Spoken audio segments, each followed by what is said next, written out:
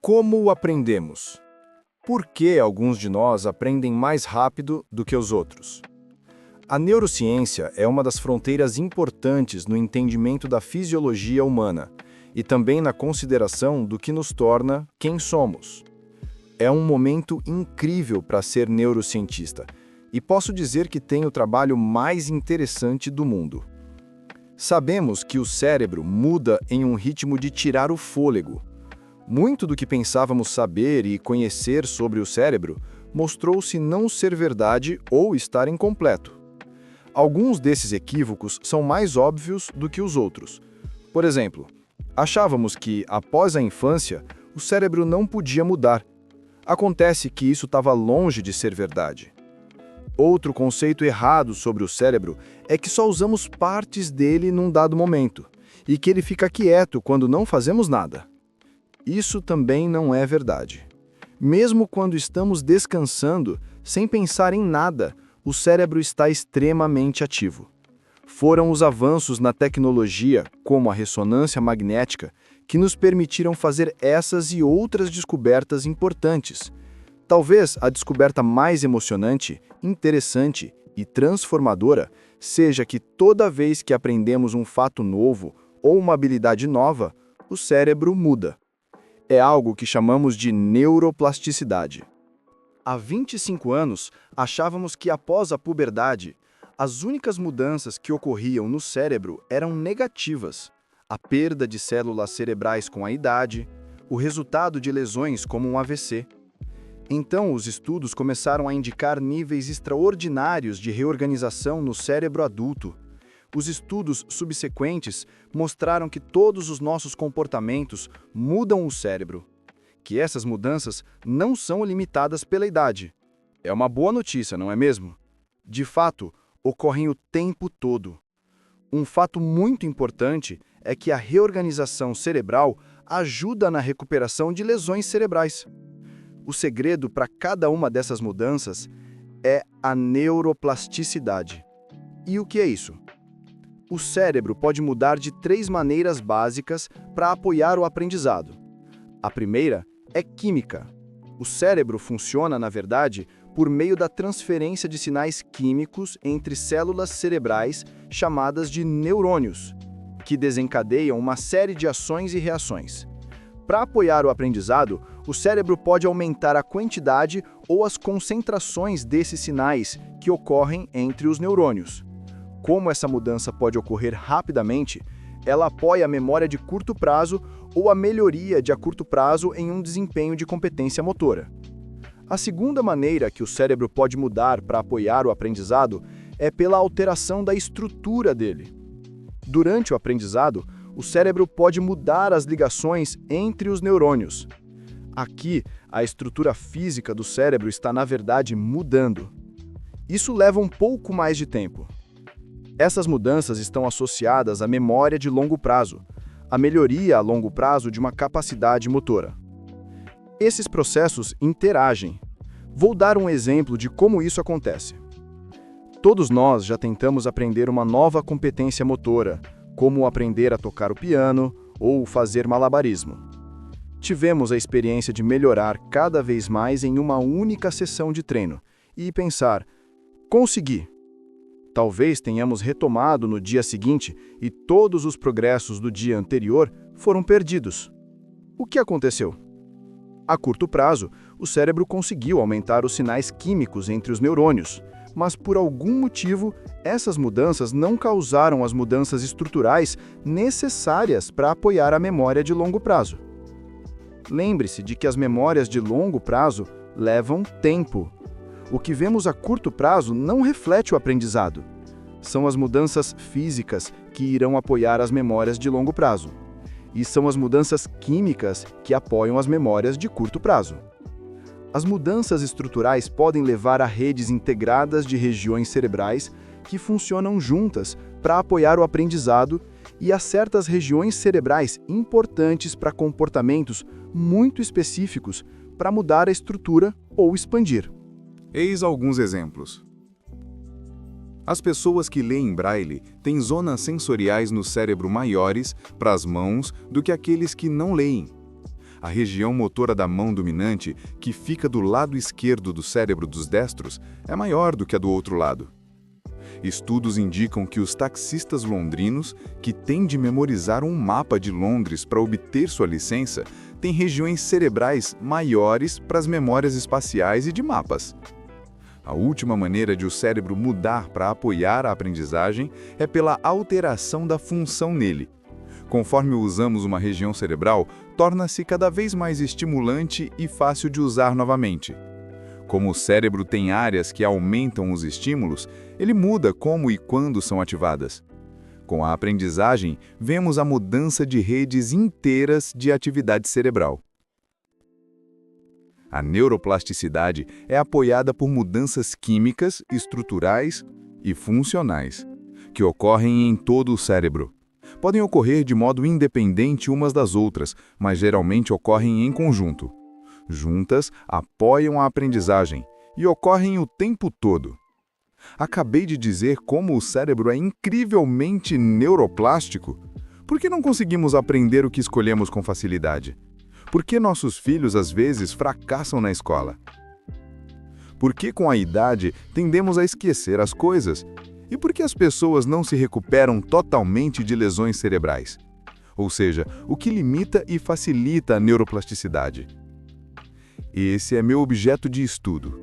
A maneira específica como ela se relaciona com a recuperação após um AVC. Recentemente, os AVCs deixaram de ser a terceira maior causa de morte nos Estados Unidos e passaram a ser a quarta. É uma ótima notícia, não é mesmo? Na verdade, o número de pessoas que sofreram AVC não diminuiu. Só temos melhores meios de manter as pessoas vivas após um grave AVC. É muito difícil ajudar o cérebro a se recuperar de um AVC. Sinceramente, temos fracassado no desenvolvimento de terapias que preparam o cérebro para aprender.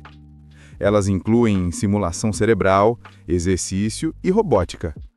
No entanto, com minha pesquisa, percebi que uma grande limitação ao desenvolvimento de terapias que aceleram a recuperação de um AVC é que os padrões de neuroplasticidade variam muito de pessoa para pessoa.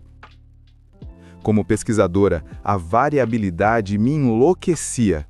Dificulta muito o uso dos dados e de ideias para testar as minhas intervenções.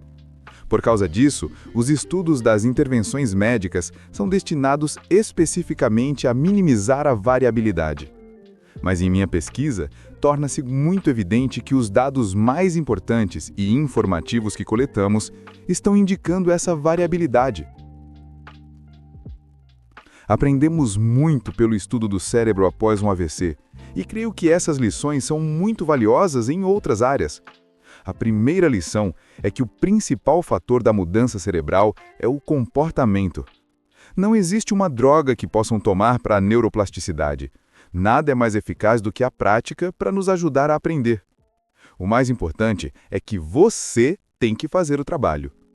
De fato, minha pesquisa mostrou que a dificuldade ou esforço aumentados durante a prática leva, na verdade, a mais aprendizado e maior mudança estrutural no cérebro. O problema é que a neuroplasticidade pode funcionar de duas maneiras. Pode ser positiva, aprendemos algo novo e aperfeiçoamos uma competência motora. Porém, também pode ser negativa. Esquecemos algo que aprendemos, ficamos viciados em drogas ou talvez tenhamos uma dor crônica. O cérebro é extremamente plástico e é modelado estrutural e funcionalmente por tudo o que fazemos, mas também por tudo o que não fazemos. A segunda lição que aprendemos sobre o cérebro é que não há uma abordagem universal à aprendizagem. Não há uma fórmula para aprender. Consideremos a crença popular de que são necessárias 10.000 horas de prática para aprender e dominar uma nova competência motora. Posso garantir que não é assim tão simples. Para alguns, vai exigir muito mais treino, e para outros, pode exigir bem menos. A modelação de nosso cérebro plástico é muito exclusiva para que haja uma única intervenção válida para todos. Essa compreensão nos forçou a considerar algo chamado medicina personalizada. é a ideia de que, para otimizar os resultados, cada indivíduo requer sua própria intervenção. A ideia, na verdade, vem de tratamentos oncológicos. A genética é muito importante na associação de certos tipos de quimioterapia a formas específicas de câncer. Minha pesquisa mostra que isso também se aplica à recuperação de um AVC. Há certas características da estrutura e da função cerebral, os biomarcadores. Esses biomarcadores têm sido muito úteis e nos ajudam a associar terapias específicas a pacientes distintos. Os dados de meu laboratório sugerem que é a combinação de biomarcadores que melhor prevê a mudança neuroplástica e os padrões de recuperação após um AVC. Não é de se admirar, dada a complexidade do cérebro humano. Mas também acho que podemos considerar esse conceito muito mais amplamente. Dada a estrutura e a função únicas de cada um de nossos cérebros, o que aprendemos sobre a neuroplasticidade após um AVC aplica-se a todos. Os comportamentos que temos no dia a dia são importantes. Cada um deles muda o cérebro. Creio que temos de considerar não só a medicina personalizada, mas também a aprendizagem personalizada. A exclusividade de nosso cérebro irá nos afetar enquanto aluno e professor. Essa ideia nos ajuda a entender por que algumas crianças prosperam em ambientes educativos tradicionais e outras não. Porque alguns de nós conseguem aprender idiomas facilmente e outros conseguem praticar qualquer esporte e se destacar. Quando saírem daqui hoje, o cérebro de vocês não será o mesmo de quando entraram nesta manhã. Eu acho isso incrível. Mas cada cérebro terá mudado de maneira diferente. Compreender essas diferenças, esses padrões individuais, essa variabilidade e mudança vai nos permitir o próximo grande avanço na neurociência. Vai nos permitir desenvolver intervenções novas e mais eficazes e fomentar associações entre alunos e professores, pacientes e intervenções. Isso não se aplica unicamente à recuperação de um AVC, aplica-se a cada um de nós, enquanto pais, professores, gestores e, como estão hoje no TEDx, enquanto aprendizes. Estudem como e o que aprendem melhor. Repitam os comportamentos que são saudáveis para seu cérebro e elimine os comportamentos e os hábitos que não são. Pratiquem. A aprendizagem trata-se de fazer o trabalho que seu cérebro precisa. As melhores estratégias variarão entre indivíduos. Inclusive variarão para um mesmo indivíduo. Para você, aprender música pode ser muito fácil, mas aprender snowboard pode ser bem mais difícil. Espero que saiam daqui hoje com uma nova compreensão de como o cérebro é extraordinário. Nós e nosso cérebro plástico são constantemente modelados pelo mundo. Compreendam que tudo o que fazemos, tudo o que encontramos e experienciamos, muda nosso cérebro. Pode ser para o melhor, mas também pode ser para o pior. Quando saírem daqui hoje, construam o cérebro que desejam. Muito obrigado!